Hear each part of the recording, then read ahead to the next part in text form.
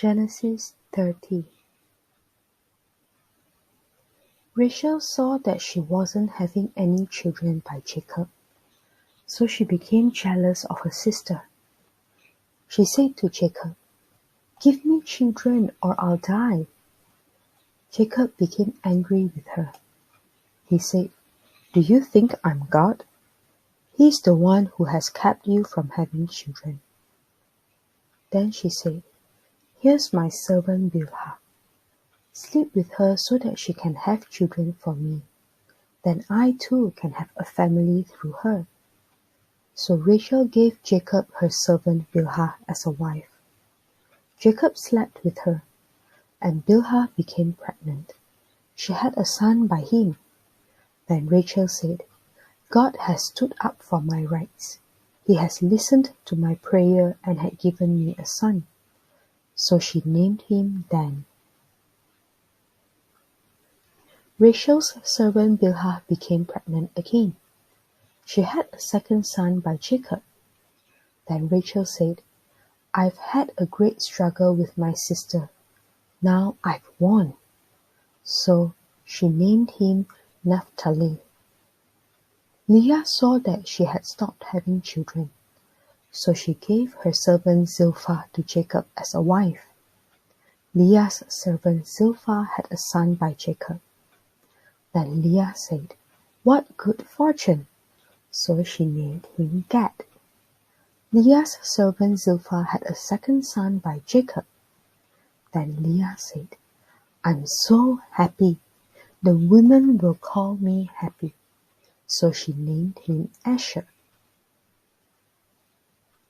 While the wheat harvest was being gathered, Reuben went out into the fields. He found some mandrake plants. He brought them to his mother Leah.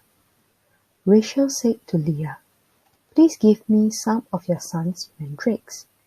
But Leah said to her, "Isn't it enough that you took my husband away? Are you going to take my son's mandrakes too?" Rachel said, "All right, Jacob can sleep with you tonight if you give me your son's mandrakes." Jacob came in from the fields that evening. Leah went out to meet him. "You have to sleep with me tonight," she said. "I've traded my son's mandrakes for that time with you." So he slept with her that night. God listened to Leah. She became pregnant and had a fifth son by Jacob. Then Leah said, "God has rewarded me because I gave my female servant to my husband." So she named the boy Issachar. Leah became pregnant again. She had a sixth son by Jacob. Then Leah said, "God has given me a priceless gift. This time my husband will treat me with honor. I've had 6 sons by him." So she named the boy Zebulun. Some time later, she had a daughter. She named her Dinah. Then God listened to Rachel. He showed concern for her. He made it possible for her to have children. She became pregnant and had a son. Then she said, "God has taken away my shame." She said, "May the Lord give me another son." So she named him Joseph. Jacob becomes the owner of large flocks. After Rachel had Joseph, Jacob spoke to Laban. He said, "Send me on my way. I want to go back to my own home and country. Give me my wives and children. I've worked for you to get them, so I'll be on my way. You know how much work I've done for you." But Laban said to him, "If you are pleased with me, stay here. I've discovered that the Lord has blessed me because of you." He continued, "Name your pay. I'll give it to you." Jacob said, "You know how hard I've worked for you. You know that your livestock has done better under my care. You had only a little before I came, but that little has become a lot. The Lord has blessed you everywhere I've been.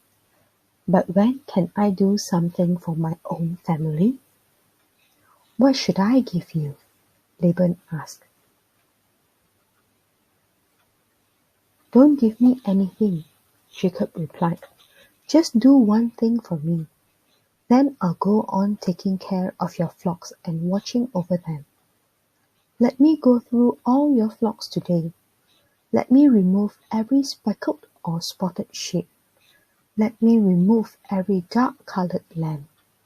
Let me remove every speckled or spotted goat. They will be my pay. My honesty will be a witness about me in days to come. It will be a witness every time you check on what you have paid me. Suppose I have a goat that doesn't have speckles or spots, or suppose I have a lamb that isn't dark-colored, then it will be considered stolen." "I agree," said Laban. "Let's do what you have said." That same day, Laban removed all the male goats that had stripes or spots. He removed all the female goats that had speckles or spots. They were the ones that had white on them. He also removed all the dark-colored lambs. He had his sons take care of them. Then he put a journey of 3 days between himself and Jacob. But Jacob continued to take care of the rest of Laban's flocks. Jacob took freshly cut branches from poplar, almond, and plane trees. He made white stripes on the branches by peeling off their bark.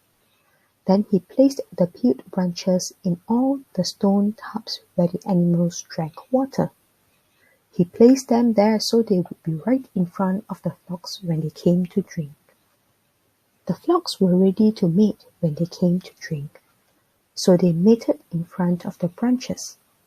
And the flocks gave birth to striped, speckled, or spotted little ones.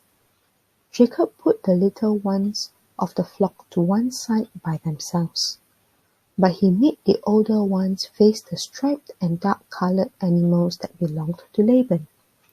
In that way, he made separate flocks for himself. He didn't put them with Laban's animals. Every time the stronger females were ready to mate, Jacob would place the branches in the stone tubs. He would place them in front of the animals so they would mate near the branches. But if the animals were weak, he wouldn't place the branches there. So the weak animals went to Laban, and the strong ones went to Jacob. That's how Jacob became very rich. He became the owner of large flocks. He also had many male and female servants, and he had many camels and donkeys.